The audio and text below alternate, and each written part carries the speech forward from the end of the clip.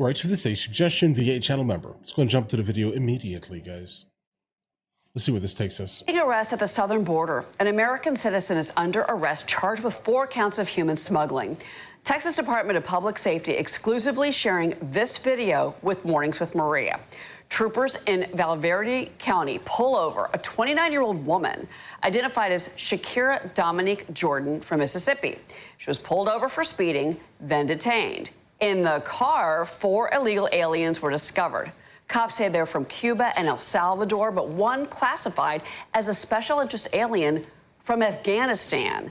Investigators say Jordan was driving the 4 illegal aliens across the border from Mexico. She's now facing 4 felony counts of human smuggling. Oh yeah, 100%. That's what she deserves completely here.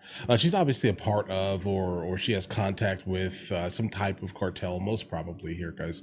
That's probably how they all kind of got together.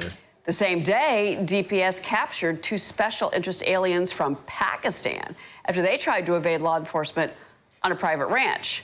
I want to bring in Texas Department of Public Safety Lieutenant Christopher Oliveras. Lieutenant, tell us more about this arrest.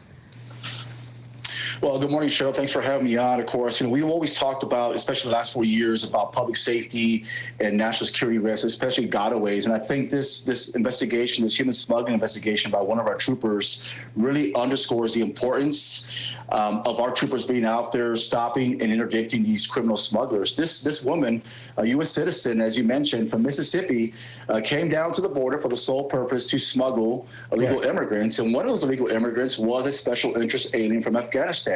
And that in itself poses to be a public safety and national security risk, especially we don't know who these individuals are that are being smuggled into the interior. So a great job by our troopers, and really highlights the fact that Texas, we're still at the forefront of this border operation that we've been doing since 2021 when Governor Abbott first launched Operation Lone Star. It really prioritizes the enhancement of public safety and border security from our state troopers working in Texas. So again, great job by our trooper. And you got to also think too, and also for the viewers, that if our trooper wasn't out there, these are 4 potential gotaways that would have made it into the interior, and really 100%. Not knowing exactly this special interest alien from Afghanistan, what his background is, what his intentions were, where was he going to end up.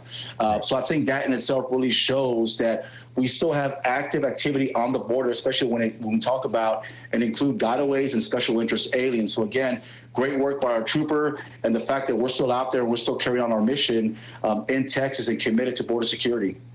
Yeah, guys, they definitely need to dig a little bit more into the person who's actually driving the vehicle, because most likely this is not going to be the first time that they have done this, and obviously find exactly who her contacts are here, guys. But obviously the question here, though, is, in my mind, who is paying her? Do we have any? Was it a cartel? Is that the working theory? Can you give us any more idea? 100%. Typically that's how it works, Cheryl. This particular woman, she told one of our troopers that she was getting paid $500 per person that she smuggled, which, obviously that's pretty low, especially for someone that's being smuggled from Afghanistan.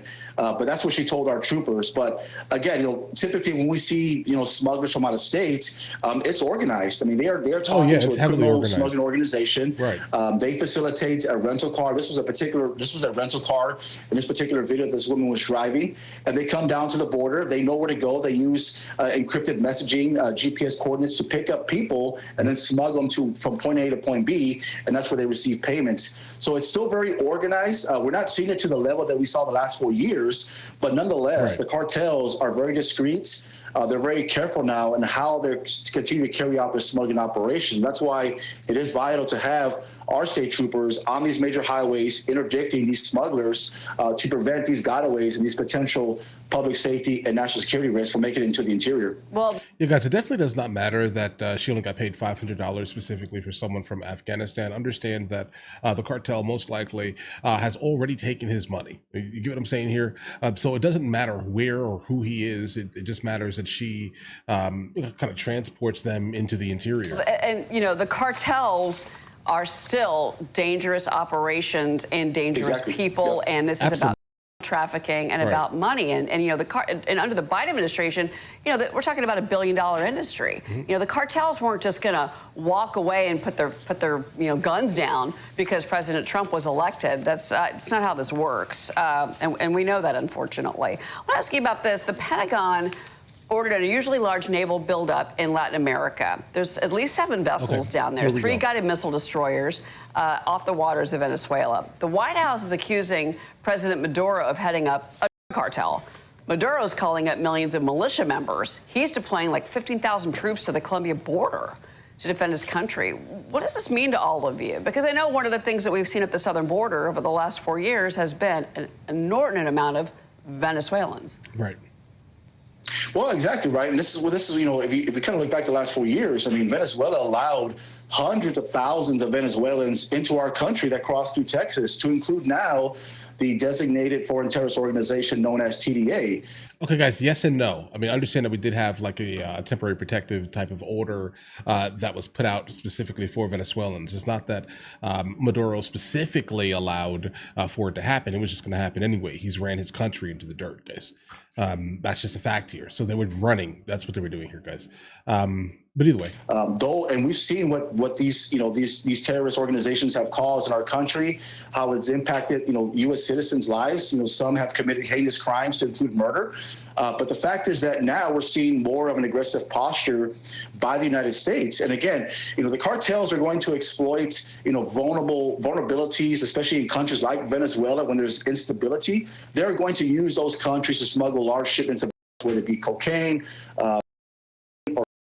So by having these U.S. naval ships, it's going to interdict those before they actually make it to Central America or Mexico, and then ultimately into our country. So again, you know, this really shows how the administration, how the United States is really taking a more proactive posture and trying to interdict these large shipments of by the cartels. Again, the cartels are going to adapt, as you mentioned earlier. They're going to adapt to the changes. We may not see the level that we saw the last 4 years because they have been impacted, as you mentioned, also by human smuggling. There was a multi-billion-dollar criminal network for the cartels that has decreased significantly. So now what they're going to do is increase their shipments of cocaine, other illicit, by using the sea or the coastal waters, especially in the Caribbean, to get their across the United States. So again, really shows the proactiveness from this administration, how they are working to try to stop these large shipments, but also how we also on the ground in Texas, we are the last line of defense when it comes to these type of operations, because we want to stop that flow of making their way into our state as well, and also to the entire country. And that's why they put so much focus on the tunnels in Arizona. And I've seen some reporting now that the cartels in Mexico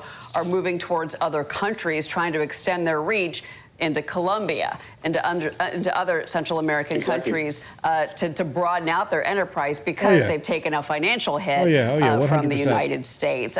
That's exactly what Trump was looking to do in the first place here. I mean, obviously, without the help of any of the heads of states, you know, there's really not much you can do kind of in someone else's sovereign nation. Understand that there, right? So all we can do is stop them from hitting our border by any means necessary. That obviously is going to start affecting people, and the people that like the cartel leaders, let's just say that they're that some of them are leading the countries, in fact, right?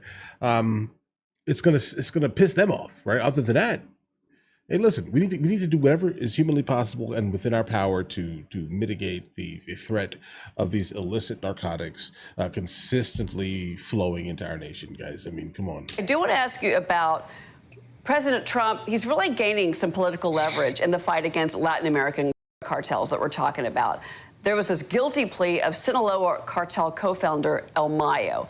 El Mayo admitted to decades of coordination with Mexican officials to smuggle to the U.S. Now, you know, likely going to be behind bars the rest of his life, Lieutenant. But your reaction, I think the fact that it's the cartel members and the government officials working together, it's like something that you think you know, you believe, but he said that was happening.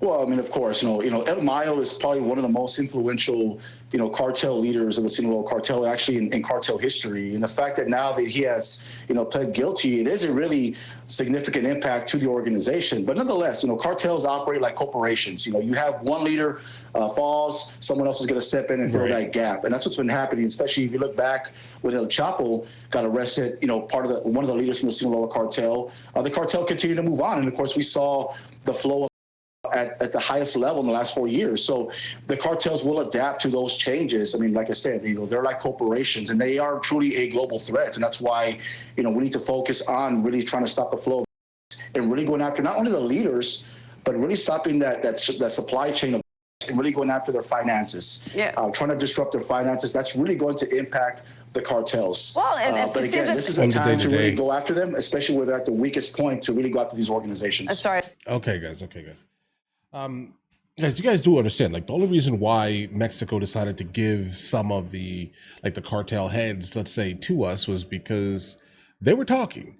Like, do you guys remember maybe 4 or 5 days ago or so, there was a Mexican senator who basically came out saying that the president of Mexico was put in power for the most part by the cartels. Okay, so now imagine if the people that are being released have been saying, we give them money. The reason why we give them money is so we can get this, get past the borders and past, Mexican, authorities. Let's just say this there, right? Of course they're going to kick them out, guys. Listen, right? I feel bad for the Mexican senator who actually said this out loud on TV, guys. Right? I mean, I want to know how she is doing. I haven't heard anything new from her at all in terms of her story. Hopefully, she is still kind of above ground, basically, guys. That's what I'm hoping for here. I don't blame any sovereign nation for doing whatever's needed to be done to protect themselves. So listen, if Maduro decides that he wants to send 15,000 troops to the border, I expect that. Again, sovereign nation, right? They can do whatever they want to do for the most part here. Is it going to do anything? No, it's not going to help you at all, right? If Trump decides to do crazy, let's just say this there to the threat, let's say, of that, then I don't really see much happening to your benefit. Let's just say that there. But either way, listen, guys, let me know in the comments what you guys think. You guys all have an absolutely amazing day. If you guys are new here, please like and subscribe. And in the meantime, I'll catch you guys later.